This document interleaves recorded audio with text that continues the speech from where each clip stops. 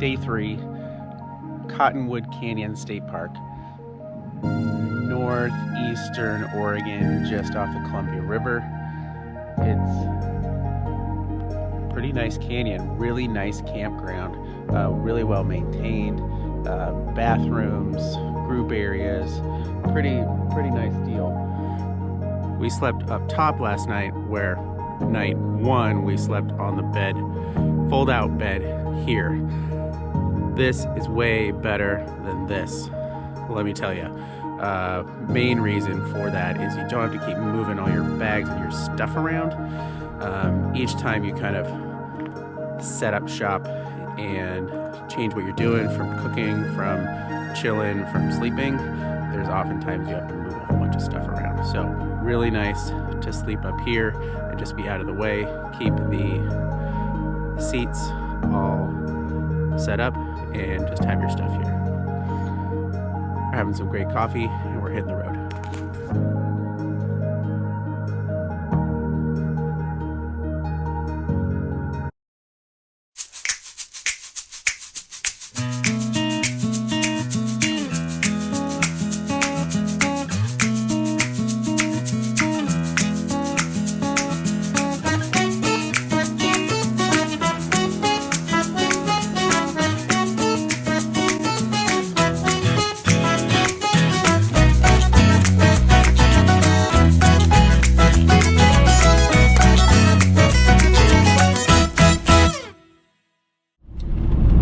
So below, we've slept in a van for 2 nights now. Oh my goodness. How you feeling? I'm feeling pretty good. Last night's rest was awesome. We got to sleep up top, which was a lot more convenient than putting all of the seats down. We didn't have to move our luggage or anything. Just hopped up the top, pulled the bed down, and made it up there. Heat also rises, so it was a little bit toastier than it was the night before. But the springs, I was really happy with the firmness of the bed. Super cozy. Bed was super comfortable. For these Peace vans, is they have a really great heater that runs off a separate battery than the van. So the heat was super warm all night. Yes. Hot van tip number 3. Nice. Throw your trash away, and when you first get in the van, start a trash bag. Peace Vans gives you some trash bags, but if you have a grocery bag or something, start a trash bag, because like the putting your shit away, is your trash will just somehow accumulate in some really weird spots. So find a designated spot and just throw it away. There's lots of little nooks and crannies in the van, and I've realized that my gum wrapper is all over the place. A tissue might be here or there, so the trash bag and constantly making sure that you're putting the trash in one spot is super helpful. Keeps the place nice and tidy. Onward. So the plan for today is we don't really know where we're going to end up, but we are heading southeast through Oregon, and we're going to stop by the Painted Hills, which is a beautiful part of Oregon, really nice natural layers and natural structure, and we might get to Boise, we might not, we're just going to figure it out.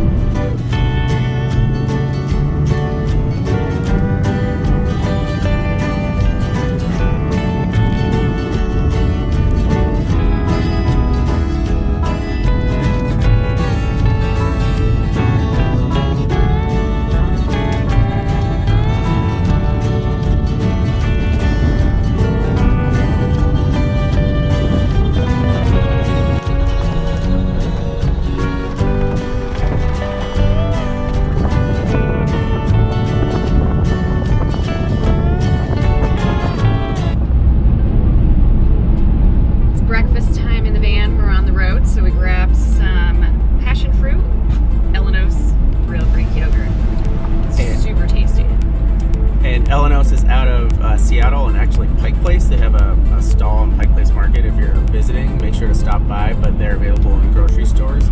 I mean, we all know what Greek yogurt is now, but this is like the real deal Greek yogurt, high fat, super tasty. Like it's yogurt crack. It's real so fruit. good. Yogurt crack. Pretty much what it is. It's pretty addicting.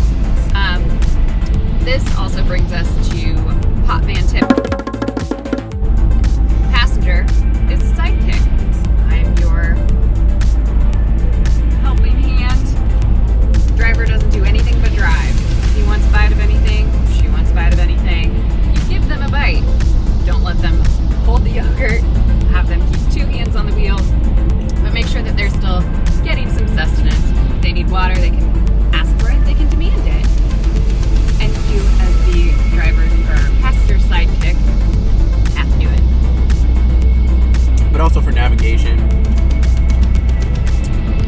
sidekick is navigator, DJ, jack of all trades. Really important to keep it safe. Pretty much a co-pilot. Yeah. But yeah, so if you're in the Northwest, try Elenos. It is like phenomenal. Other flavors they have are like seasonal stuff like Marionberry, lemon curd, pumpkin pie. I don't know. Check them out. It's like super good. I'm really happy with the passion fruit. It's a good one. Over now.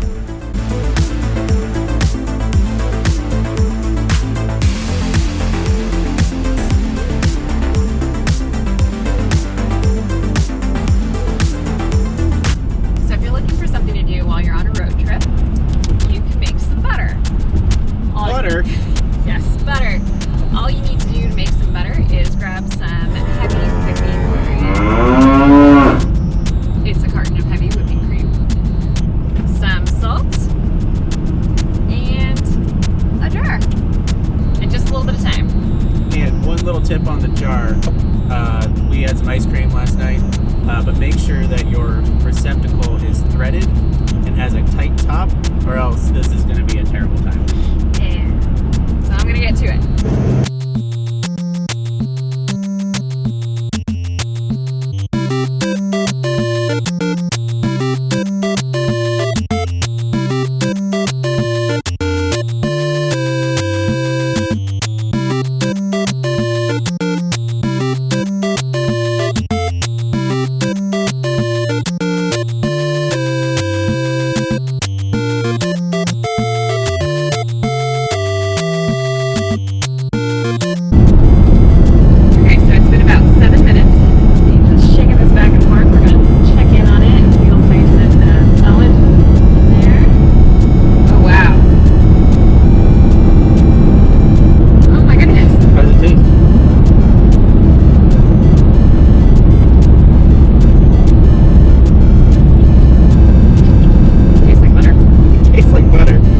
Because it is butter.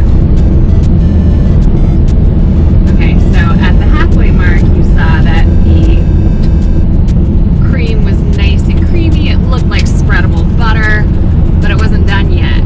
We shook it for about 3-4 more minutes, and it started to get hard, and it ended up looking like this. There's some liquid in the bottom that we'll need to pour out. That's actually some buttermilk. You can save it for later. But right now we've got some nice, actual butter-looking butter. Butter-looking butter. Butter-looking butter. It's awesome. Does it taste like butter? Tastes like butter. Yeah, it does. All right. So the next step is to pour out the liquid that's in here and discard that. And you've got butter. Put it on some toast. So if you want a fun thing to do on your road trip that will not eat up a lot of time, make some butter. Entertains adults as well as kids. Yep. Awesome. Okay, so we just passed through John Bailey, Oregon, and finally hit some slightly plowed roads here. It looked like it snowed overnight.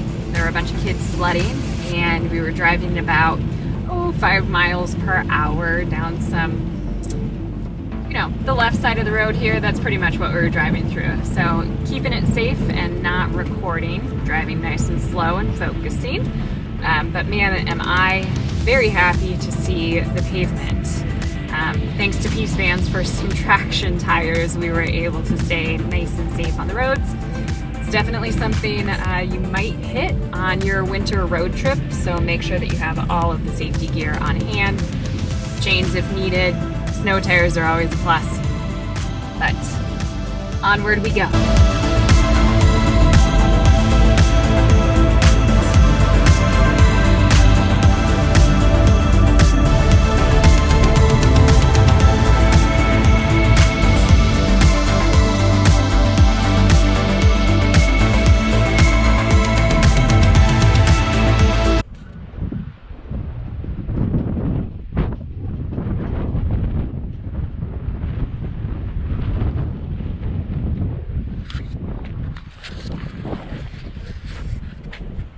Good morning.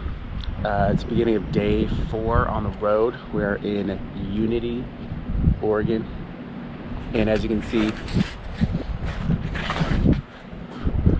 we're at the lovely Burnt River Market gas station. Why we're here is because the roads were a little treacherous last night. We were able to pull off and sleep in the back lot of this gas station. Nice folks in Unity were able to let us use some of their land to stay safe, get off the road. But as part of a road trip, it's figure it out as you go. But also the good thing about having a nice camper van is that it's warm, it's safe. So overall we're doing pretty good, but onward to Boise.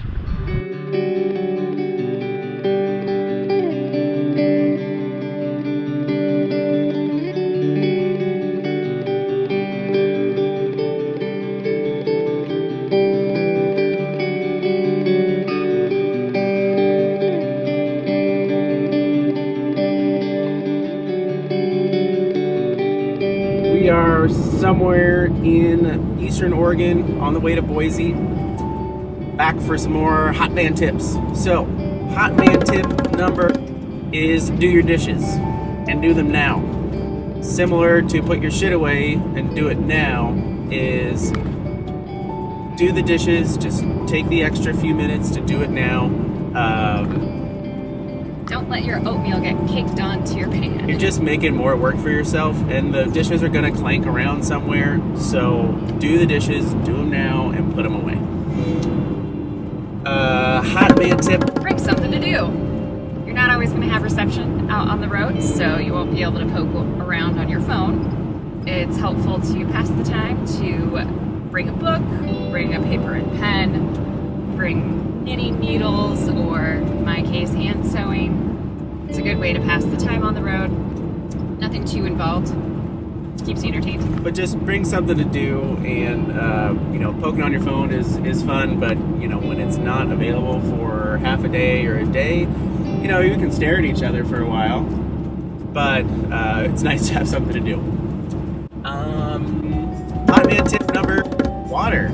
So there is a water reservoir for the sink in the van, but make sure you bring a couple bottles of water and or buy like one of those gallon containers of water. Preferably bring that because it's nice not to have so much plastic. But you'll be surprised at how much water you go through, both drinking, boiling water for coffee, and washing. So make sure you have enough receptacles for water and fill that up. Make sure any chance you get to fill them up that you do, because you don't know if the next town is going to be 70 miles away or just a stone's throw, depending on where you're going, of course. Or if you don't know that the campground, the water has been turned off for the season, or something like that happened to us last night. So just make sure you have enough water.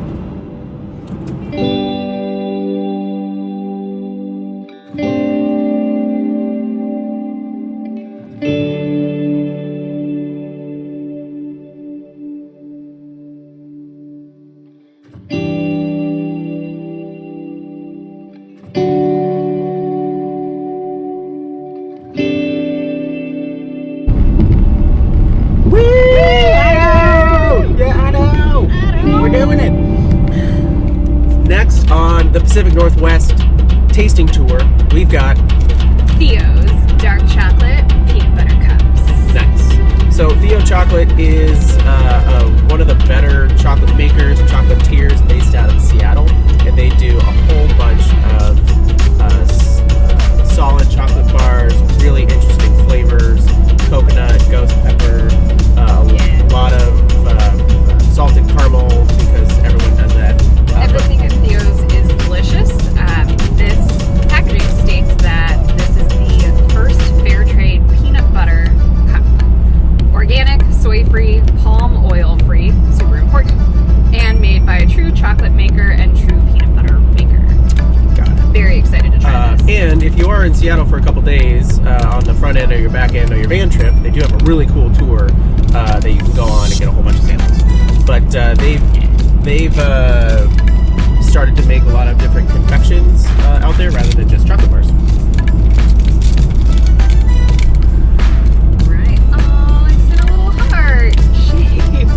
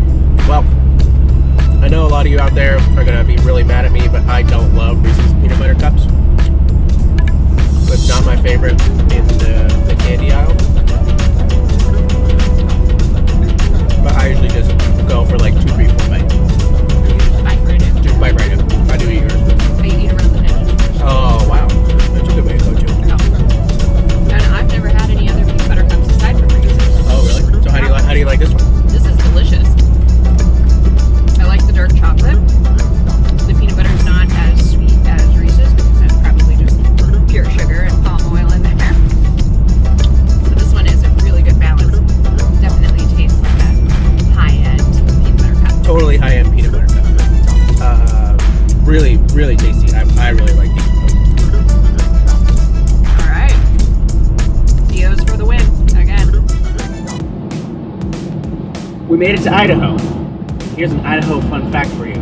So, for all you folks that like your frozen French fries, the Ore-Ida brand is actually a combination of Oregon and Idaho.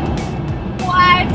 I just found this out a couple weeks ago, and my mind is blown, tater blown. Makes sense. We just passed the Ore-Ida facility on the border of Oregon and Idaho. There you go, potato fun fact.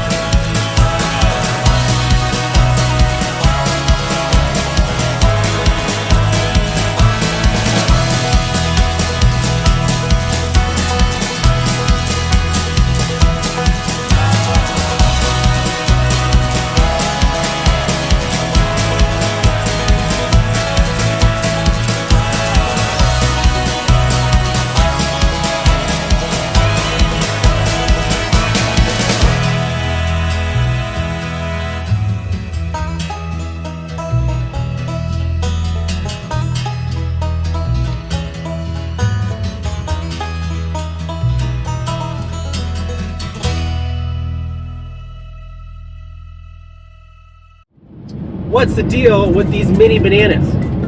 You may have seen these in the grocery store. They're small. They're not the normal banana, but what's the deal? Are they plantains? Do they taste any good? We're gonna find out. I've been thinking a lot about bananas lately. With the new apples that have come out, the Cosmic Crisp.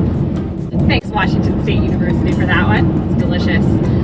I've been thinking that you can get a ton of varieties of apples out there. There's Galas, there's Cameo, Honeycrisp, Granny Smiths, Golden Delicious. and then they're creating new ones left and right. Got me thinking about bananas though. There are over 1,000 varieties of bananas, and the one and only that everyone seems to know and purchase at the store are the Cavendish. Cavendish? Cavendish, you know. I didn't even know the name of them. The nice long yellow ones. Yeah, I mean, I've seen purple ones at the store, I've seen brown ones at the store, and I'm always a little hesitant to try a new one because you know what you're getting with the standard ones. Yeah, and you know, risking like $1.27 on a new banana is like super tough. It's very true.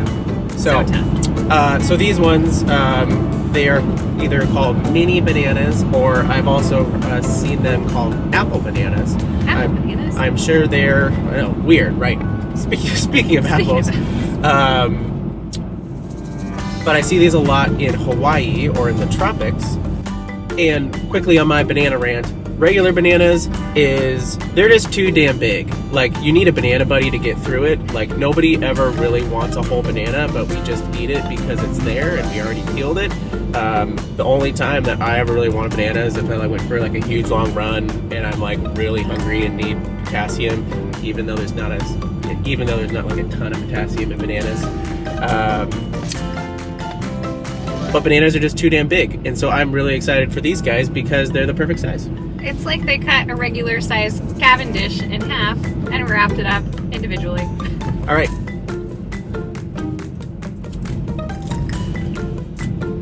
Alright, it looks like a banana. It looks like a banana. The peel is very thin Very thin. in comparison. Cheers.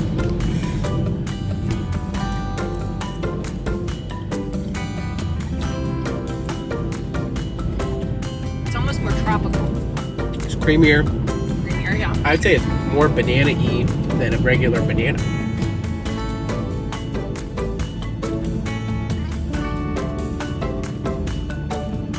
Yeah. I wonder, regular bananas, like most fruit, have been bred and, you know, crossed over to be the biggest, brightest, whatever, which makes them lose a little bit of their flavor over time. So I wonder if these are a little more original, raw. Speaking of mini things, we have mini carrots, we have baby tomatoes, we have cuties, all these little things, but then we have these big bananas. What's the deal? Where am I going? Straight. Really? Uh-huh. Oh. That was just the right amount of banana. Just right about a banana. Exactly. Next time you're in the grocery store, don't be afraid of the mini bananas. They're really good. Give them a whirl. I want to try the purple ones next. Purple one's next. That'll be the next road trip. Okay.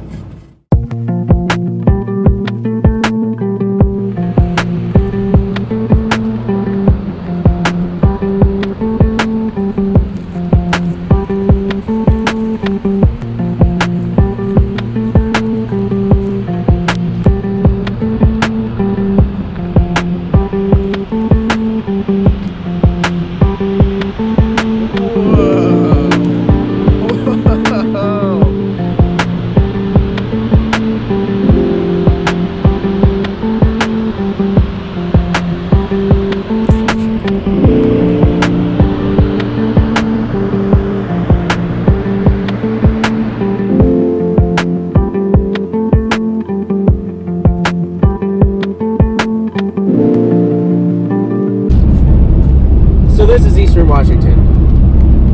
No trees, a bunch of rolling farm hills.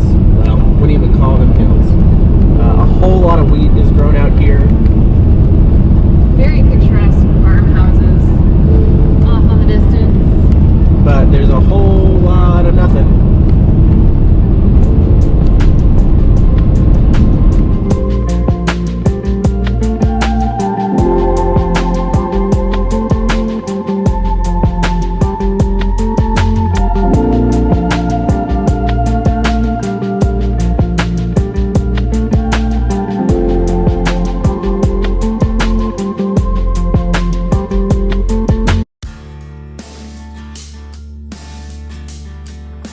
Hey yo, Chef Corso, we're here in Belo, Washington, like right in the middle of the state, at one of the best hidden gems that I've ever found, Owen's Meats. They have a great tagline. It's the candy store for the carnivore. And you can't beat our meats. And you can't beat our meat. That's fantastic. I just loaded up on some awesome stuff that they have. And every time I come through Belo, I stop by because it's just the best. So what I got here is some fresh summer sausage.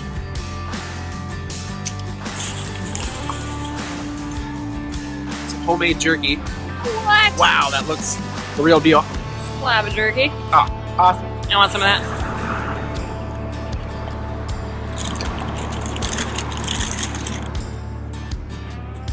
A pile of lanyangers. And a lanyanger, loosely translated, is land hunter or walking meat stick.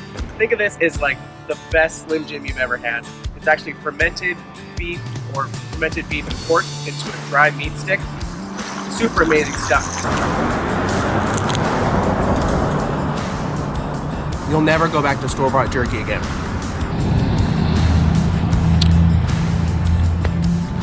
But then, arguably, the best stuff that they offer is called the good stuff, which is bits of jerky, summer sausage, pepperoni stick, and cheese cubes. Seriously, I could just eat this for like 2-3 days in a row. So good. So the other thing about Owen's Meats is that you can't buy any of this stuff on the internet. So make sure you make a point to come by Belo, Owen's Meats, get some really great tasty meat snacks. I'm sorry, vegetarians and vegans, this is just really, really good. The other cool part about this part of Belo is it's kind of the best intersection ever, where you have Mike's Tavern over here, great hole in the wall, and then Belo Bakery, which has some great breakfast and baked goods. Besides all this super tasty meat.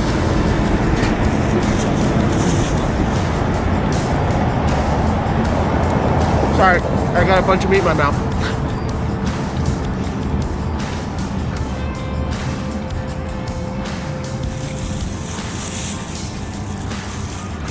Oh man, seriously, this is so good. Besides all this meat, they also have a meat and cheese vending machine. So if you come here and it's after hours, you can still grab some of their great meat. Belo, Washington, Owen's Meats. Give it a whirl.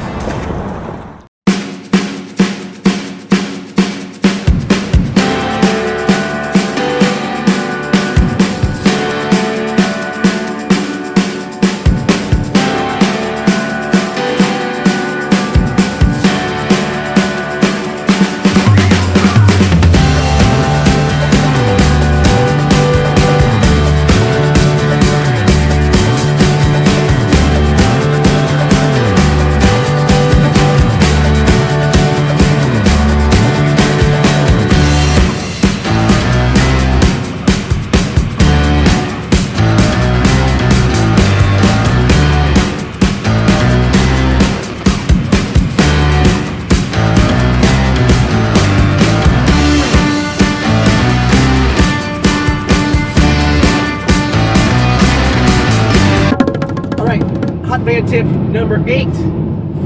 Cook.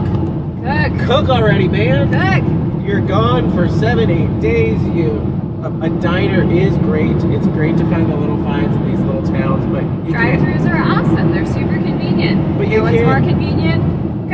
Cooking. But you can't eat out every day. You have a stove back here. You have a small refrigerator. You also have a portable camp stove of some kind. Like, cook. It doesn't have to be fancy. Just cook. Cook something amazing. Eat it outside. All right, Belo. All right, Corso. We've got like 15-20 miles left on our journey. Going home to Seattle in our Peace van. And how you feeling? I'm feeling great. It's a beautiful, clear, sunny day today.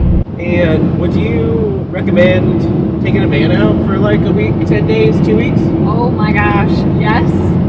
Oh my goodness, yes. If we can do this in the wintertime, going through, a snowstorm that we went through. We had some traction tires that we really needed to use, which was great to have. But if we could do it in the winter time and stay nice and cozy in here, stay nice and warm, and still be able to get outside every day, I think that I would hands down do this again in spring, summertime, fall, and actually be able to utilize, a lot more outdoor space. Yeah, I totally agree. I mean, we've lucked out a little bit on the weather for this trip, where I don't even think I used my rain jacket. So that's pretty. Yeah, I don't think I did either. It's pretty helpful. But you can do this in the winter. But if it's a nice spring week or sometime in August, like this is a treat. You can have the pop top tent open, the breeze going through. Have a patio, sit on the patio every day. Yeah. That'd be delightful. But I would say if you haven't rented a van or taken a van trip or a road trip, take one. There's a lot of pretty stuff out there. Plan out a couple things that you want to do and destinations that you want to get to, and then just let the road take you the rest of the way. Absolutely. It's amazing too how nice and toasty this van was every time we stopped and started cooking dinner or lunch. Anytime we were heading to bed, the heater in the back made this all so cozy. Stayed up playing cards a couple of nights. I felt really comfortable in this van the whole time. It's great. Totally agree. It was really quite toasty, and it's a really nice luxury when the temperature outside dips pretty chilly. Doesn't really help when you have to go to the bathroom in the middle of the night, but nevertheless.